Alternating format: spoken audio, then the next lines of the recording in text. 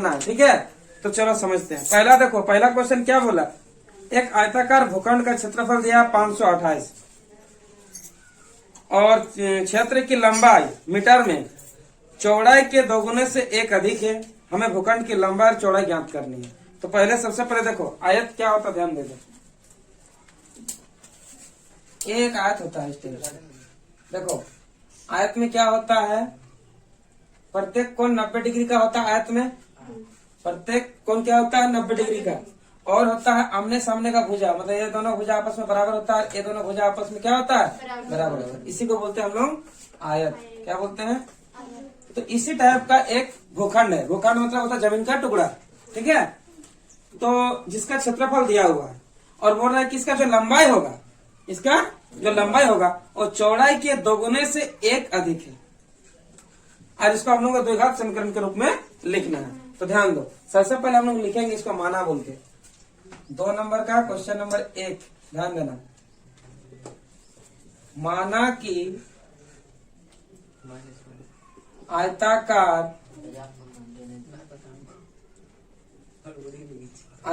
भूखंड की लंबाई, आयताकार भूखंड की जो लंबाई होगा उस लंबाई को हम लोग मान लेंगे चौड़ाई को मानेंगे, क्योंकि लंबाई जो चौड़ाई की दोगुनी, चौड़ाई मानेंगे। क्या मानेंगे? चौड़ाई इतना मीटर। चौड़ाई क्यों माने? क्योंकि जो लंबाई होगा इसका दोगुने से एक अधिक है। अब लिखेंगे माना कि आयताकार भूखंड की, अब लिखेंगे लंबाई। अब लंबाई क्या होगा, क्या बोला है कि चौड़ाई का 2 गुना, चौड़ाई का 2 गुना। ध्यान से समझो, इसका दिया है जैसे मान के चलो ए दिया है चौड़ाई, तो लंबाई जो है इसका 2 गुना से एक ज्यादा है। इसका 2 गुना मतलब इसका 2 से गुना करेंगे और उससे भी एक ज्यादा इसका लंबाई है। बात समझ में आ रहा? तो जैसे इसका लंबाई क्या हो जाएगा, 2x + 1 इतना मीटर हो जाएगा। कोई दिक्कत? यानी चौड़ाई दिया है x, इसमें बोला है कि लंबाई जो होगा चौड़ाई के 2 गुने से एक ज्यादा है, इसलिए चौड़ाई को हम लोग क्या मान ली, x। तो लंबाई क्या होगा, उसका 2 गुना में 2 से गुना करेंगे और प्लस 1 जोड़ेंगे, 2 गुने से एक ज्यादा, ठीक है। अब लिखेंगे प्रश्न से। क्या लिखेंगे? प्रश्न से। प्रश्न से ध्यान से देखो, इसमें क्या होगा। अब लिखेंगे आयताकार भूखंड का क्षेत्रफल। बताओ आयताकार भूखंड का क्षेत्रफल दिया हुआ 528 मीटर स्क्वायर। कितना दिया? 528 मीटर स्क्वायर। आप थोड़ा ध्यान दो, आयत का जो क्षेत्रफल होता है वो क्या होता है, लंबाई गुना चौड़ाई। तो लंबाई गुना चौड़ाई, हम शॉर्ट में लिख रहे हैं, लंबाई गुना चौड़ाई बराबर करके क्या लिखेंगे, 528। ये देखो आयताकार भूखंड का क्षेत्रफल हो गया 528 हो गया। आयत का जो क्षेत्रफल होता है क्या होता है, लंबाई गुना चौड़ाई। और यहाँ पर जो क्षेत्रफल तो लिख दिया, ठीक है। अब लंबा हम कितना माने, लंबाई कितना है, देखो यहाँ पर 2x + 1 ये लंबाई हो गया, गुना कर दिए चौड़ाई कितना है x से, बराबर करके कितना करेंगे 528। कोई दिक्कत? नहीं दिक्कत। आगे समझो, x को इन दोनों के साथ क्या करना होगा, गुना करना होगा। तो गुना करते हैं, जब 2x के x के साथ गुना करेंगे तो 2 और x क्या हो जाएगा, x का स्क्वायर हो जाएगा, प्लस x के 1 के साथ गुना करेंगे तो क्या हो जाएगा, x आ जाएगा और हो जाएगा 528। तो यही आंसर आ जाएगा। ये चीज क्या करना है, आंसर। इसका लंबाई चौड़ाई निकालने की कोई आवश्यकता नहीं है, क्योंकि इस क्वेश्चन में बोल दिया है कि निम्न स्थितियों को द्विघात समीकरण के रूप में निरूपित करें। तो बताओ द्विघात समीकरण के रूप में है या नहीं है? लेकिन हाँ एक चीज, इसको क्या करना द्विघात करने के लिए, देखो 2x² + x, इसको इस पर ले आना, ये प्लस में था किसमें आ जाएगा, माइनस में आ जाएगा, बराबर करके 0। ये हो जाएगा आंसर, क्योंकि द्विघात समीकरण के रूप में। तो बराबर आएगा तभी तो ये बराबर, इसको इस पर ले आना है, उसको क्या कर देना है, उधर ले जाके 0 लगा देना। ये नंबर 2 को समझते इधर देखो, समझ लो। पहले क्या बोला गया है कि 2 क्रमागत धनात्मक पूर्णांकों का गुणनफल 306 है, हमें पूर्णांक को ज्ञात करना है। मतलब क्या है, देखो 2 क्रमागत धनात्मक मतलब होता है प्लस वाला, धनात्मक मतलब क्या होता है, प्लस वाला, ठीक है। और क्रमागत मतलब क्या होता है, जैसे 1 के बाद 2, 2 के बाद 3, 3 के बाद 4, ये जो क्रम से हो रहा है ना, इसी को बोलते हैं क्रमागत होना चाहिए। क्या होना चाहिए, क्रमागत, क्रम से 1 के बाद 2, 3, 4, 5 ऐसे क्रम से है ना, ऐसे वाला होना चाहिए। सब क्या होना चाहिए, धनात्मक मतलब प्लस वाला होना चाहिए। ठीक है।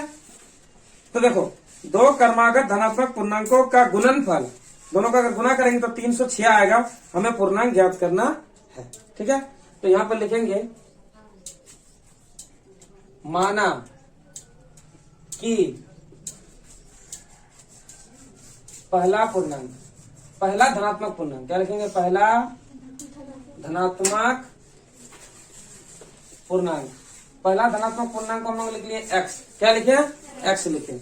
अब लिखेंगे माना कि दूसरा, अब क्या लिखेंगे, दूसरा धनात्मक पूर्णांक बराबर, क्रमागत होना चाहिए ना, तो क्रमागत मतलब क्या होगा, x प्लस 1, एक ज्यादा उससे, तो एक ज्यादा मतलब जैसे मान के चलो ये 1 है, दूसरा वाला क्या होगा 2, तो 2 मतलब क्या होगा, एक में 1 जोड़ देंगे, एक ज्यादा, तो क्रमागत हो गया।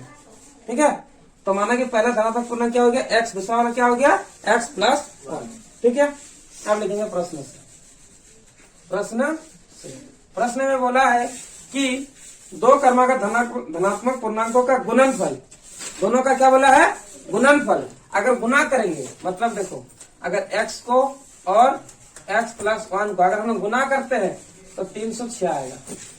इन दोनों का अगर हम क्या करते हैं, गुना करते हैं तो कितना आएगा, 306 आएगा। ठीक ना, अब गुना करो, x को x के साथ गुना करेंगे तो क्या x का स्क्वायर आ जाएगा, प्लस x को 1 के साथ गुना करेंगे तो x आ जाएगा, बराबर यहाँ 306।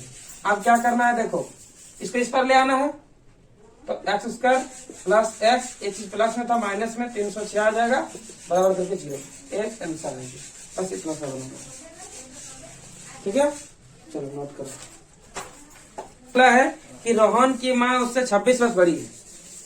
एक लड़का है रोहन, और उसकी जो माँ है उससे कितने वर्ष बड़ी है, 26 वर्ष बड़ी है रोहन की माँ। ठीक है, और उनकी आयु का गुणनफल, दोनों का जो आयु का गुणनफल होगा, और अब से 3 वर्ष बाद, पश्चात मतलब क्या होता है बाद, 3 वर्ष पश्चात 360 हो जाएगी। कितना हो जाएगा, 360, मतलब दोनों का आयु को अगर 3 वर्ष बाद अगर गुना करेंगे तो कितना आएगा, 360 आएगा। हमें रोहन की वर्तमान आयु ज्ञात करनी है, रोहन की वर्तमान आयु ज्ञात करना है। ठीक है, तो रोहन की माँ उससे 26 वर्ष बड़ी है।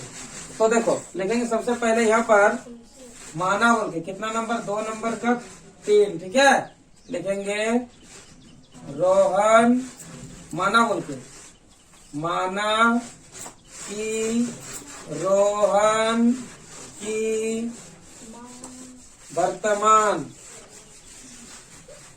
वर्तमान आयु, रोहन की वर्तमान आयु का हम लोग मान लिए x, कितना माने, x मान लिए। ठीक है, अब लिखेंगे माना कि रोहन की माँ की वर्तमान आयु, देखो इससे कितने वर्ष बड़ी है, 26 वर्ष, मतलब कि रोहन का चल रहा है अभी x वर्ष, तो उसका माँ कितना, उससे 26 वर्ष क्या है, बड़ी है, तो 26 प्लस कर दिए, कोई दिक्कत नहीं होना चाहिए। तो इसका हो गया इतना वर्ष और इसका हो गया इतना वर्ष। ठीक, आगे समझो। अब लिखेंगे, क्वेश्चन में बोला है कि 3 वर्ष, 3 वर्ष क्या बोला है,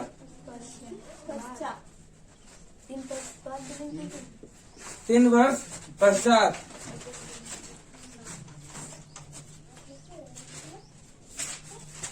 तो लिखेंगे 3 वर्ष पश्चात रोहन, क्या लिखेंगे, रोहन की आयु।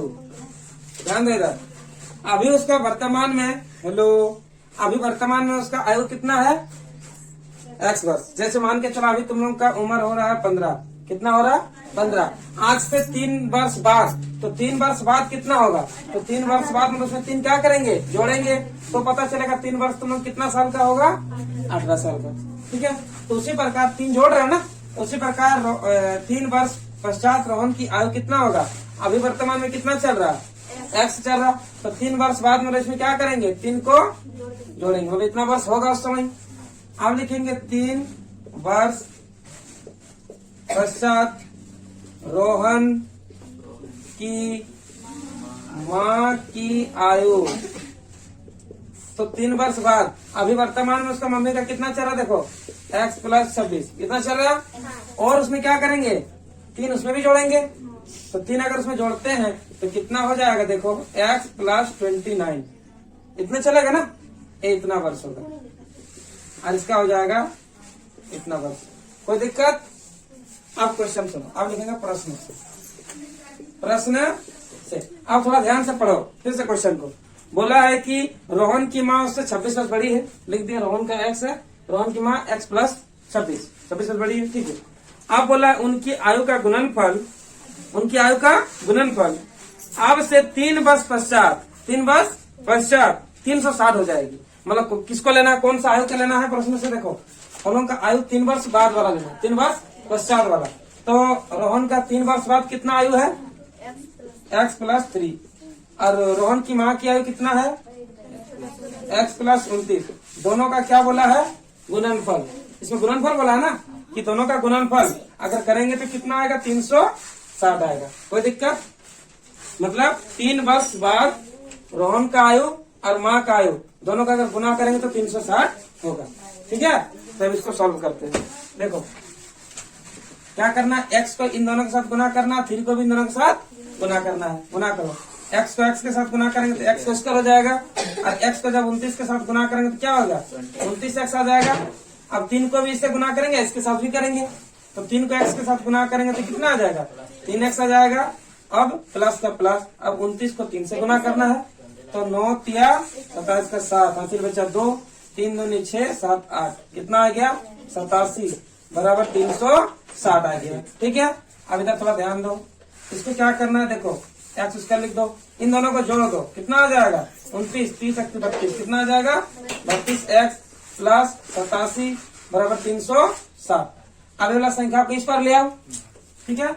अब ले आते हैं, x square plus 32x plus 87, इस चीज को इस पर ले आएंगे तो कितना आ जाएगा, प्लस में था माइनस में 360 आ जाएगा, बराबर करके क्या करेंगे, 0 कर देंगे। अब इसको माइनस कर देते हैं तो कितना आएगा, माइनस करने से देखो प्लस माइनस क्या होता है, माइनस, माइनस कर दो यहाँ। देखो 360 से अगर 87 का माइनस कर देते हैं तो आ जाएगा 10, 10 से 3 आ जाएगा, यहाँ कितना बचा 5 बचा, इससे लेंगे 15 प्लस 7, यहाँ 2, 273 आ जाएगा। यहाँ लिख देंगे कितना 273, और चिन्ह बढ़ा का बैठ जाएगा, बराबर करके क्या कर देना है 0। बताओ ये तो घात समीकरण है कि नहीं है? तो लिख देंगे यही आंसर, यही आंसर आ गया। कोई दिक्कत? 4 में देखो, एक रेलगाड़ी 480 किलोमीटर की दूरी समान चाल से तय करती है। कितना दूरी दिया है, 480 किलोमीटर की दूरी समान चाल से तय करती है।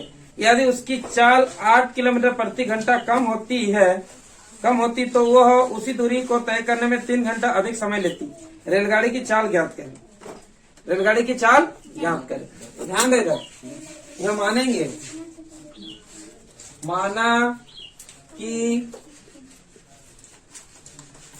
रेलगाड़ी की चाल, माना कि रेलगाड़ी की चाल को हम लोग मान लेंगे x किलोमीटर प्रति घंटा। x किलोमीटर प्रति घंटा मतलब 1 घंटा में x किलोमीटर की दूरी तय करती है, ठीक है। मान के चलो यहाँ पर अगर 10 रहता तो मतलब कि 1 घंटा में 10 किलोमीटर जाएगा। 10 किलोमीटर प्रति घंटा मतलब 1 घंटा में 10 किलोमीटर जाएगा। इसका मतलब समझ में आ गया? सही होता है कि 1 घंटा में x किलोमीटर की दूरी तय करेगा। देखो अब कुल दूरी दिया है, माना कि रेलगाड़ी की चाल को क्या मान लिए, x किलोमीटर प्रति घंटा। कुल दूरी दिया हुआ, देखो कुल दूरी कितना दिया, देखो कुल दूरी दिया है 480 किलोमीटर। दूरी कितना दिया है, 480 किलोमीटर। अब ये तो हो गया पहला, ठीक है। तो इसमें क्या करना है, हम लोग को निकालना है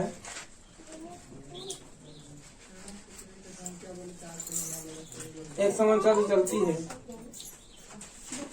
रेलगाड़ी की चाल हम लोग को निकालना। लेकिन एक चीज हम लोग को फॉर्मूला एक चाहिए। देखो एक फॉर्मूला होता है चाल बराबर दूरी बटा समय। क्या होता है, दूरी बटा समय। चाल बराबर दूरी बटा समय। और मान के चलो यहाँ समय तो दिया नहीं, अगर समय निकालेंगे तो यही चीज को क्या करेंगे, भागा में चल जाएगा, गुना मतलब हो जाएगा समय। यहाँ आ जाएगा दूरी बटा चाल। क्या हो जाएगा, दूरी बटा चाल। तो ये फॉर्मूला हम लोग को याद रखना होगा कि समय बराबर दूरी बटा क्या होता है, चाल होता है। तो यहाँ पर हम लोग लिखेंगे समय। तो समय बराबर हो जाएगा दूरी बटा चाल। तो देखो दूरी कितना दिया है 480 किलोमीटर, ये दूरी दिया है। और चाल कितना दिया है देखो x। चाल यहाँ क्या लिखे हैं x लिखे हैं, और दूरी कितना दिया है 480। ठीक है, इसको लिख लेंगे समीकरण 1 मान के चलो। ठीक है, अब आगे देखते हैं दूसरा स्थिति। अगर बोल रहा है देखो रेलगाड़ी की दूरी तो उतना ही दिया है, समान चाल से तय करती है। यदि रेलगाड़ी की चाल 8 किलोमीटर कम कर दिया जाए, अब चाल को कितना कम कर दिया जाए 8 किलोमीटर प्रति घंटा कम कर दिया जाए, तो उसी दूरी को तय करने में 3 घंटा अधिक समय लेगा। मान के चलो कोई गाड़ी स्पीड से जा रहा था तो जल्दी पहुंचेगा, और मान के चलो उसी में अगर थोड़ा स्लो कर दिया जाएगा, जो स्पीड में जा रहा था धीरे धीरे जाएगा, तो उसको ज्यादा समय लगेगा कि नहीं लगेगा। पहुंचना इतनी दूरी जाना है तो एक बार स्पीड से किया जल्दी पहुंचा, और एक बार जाएगा धीरे धीरे, क्योंकि उसका चाल क्या हो गया धीरे हो गया। तो चाल अगर कम हो गया तो धीरे धीरे जाएगा, तो उसको 3 घंटा अधिक समय लगता है। ठीक है, तो देखो अब लिखेंगे चाल में कमी होने पर, चाल में कमी होने पर चाल कितना हो जाता है देखो, चाल में कमी होने पर चाल पहले कितना चल रहा था x, अभी क्या कितना किलोमीटर इसमें घट गया 8 किलोमीटर प्रति घंटा, मतलब इतना उसका चाल क्या हो गया घट गया। दूरी तो उतना ही है, अब इसको कितना समय लगेगा। तो देखो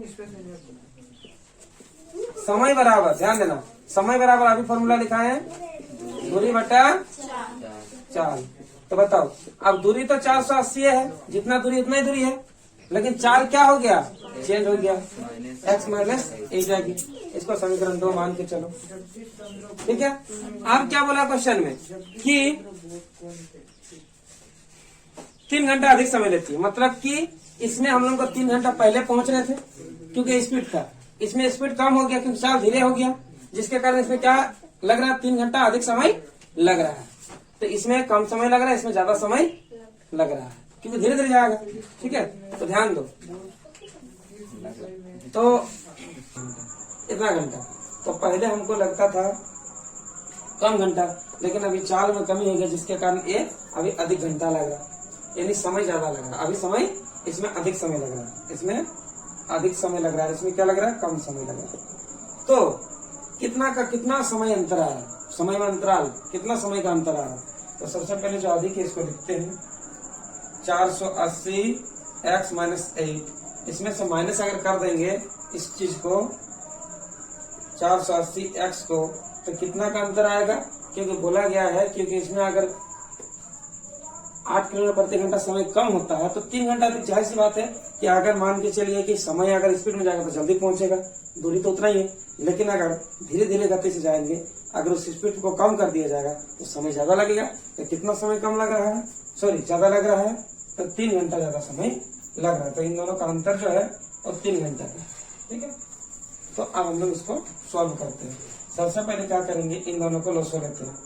तो लोसो अगर लेते हैं तो x माइनस 8 आ जाएगा।